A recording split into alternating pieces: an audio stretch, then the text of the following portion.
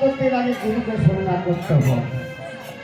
তাই কি বলছি, ওই যে ভক্ত আমার মাতা পিতা, ভক্ত আমার গুরু, অভক্ত রেখেছে নাম বাঞ্ছা কল্পতরু। দেখুন বাবা, গান বাদ্য আমরা কিছুই জানি না, বড় দাদু আছে না, আমরা উপলক্ষ। যদি আমাদের সঙ্গতে কোনো ভুল ত্রুটি হয়ে থাকে, আপনাদের ঘরের সন্তান মনে করে আমাদের সবাই ক্ষমা করে দিন।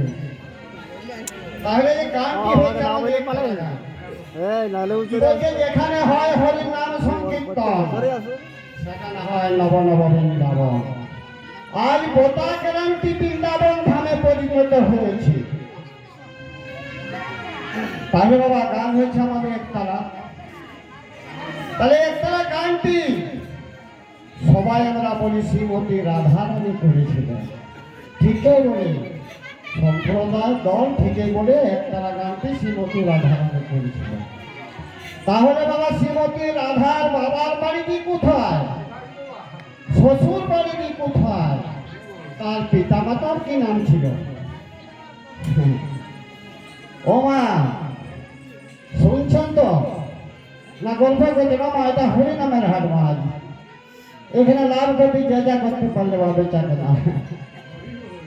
তাহলে শ্রীমতী রাধার বাবার বাড়িটি হলেন বর্ষাকিয়া, আর শ্বশুর বাড়িটি হলেন দাপটে। দাপর যুগে যখন আইনের ঘরে ঘরণী হয়েছিলেন, সেটি হলেন শ্বশুর বাড়ি।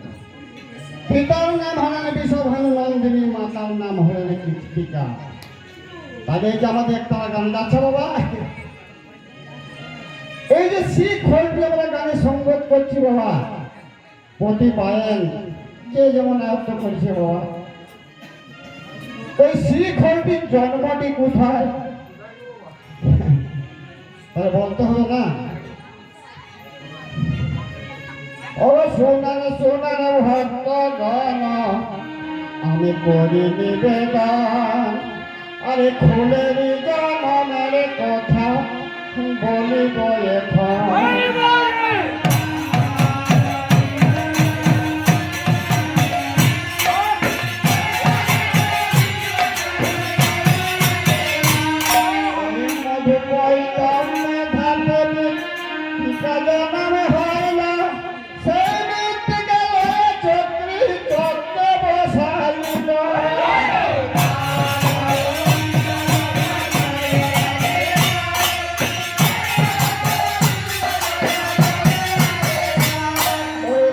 কৃষ্ণের খেলা এখন গঠন হইল, সেই খেলায় দাসের ঘরে গেল।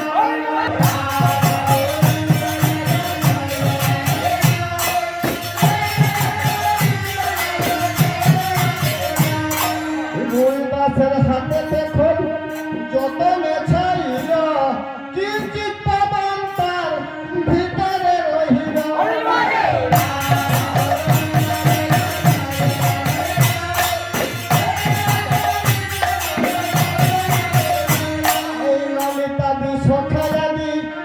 শিখবাদী হয় না, আর শিরাটি মঞ্জরে তাতে বেষ্টিত রইল।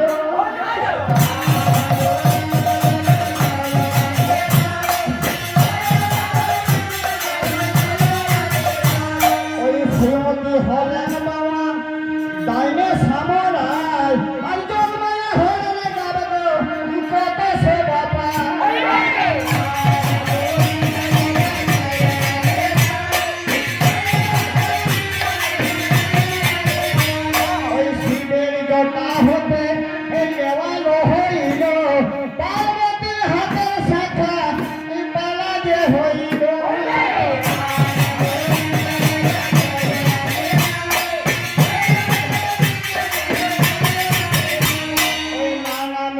হলেন গণেশ কি আনন্দ।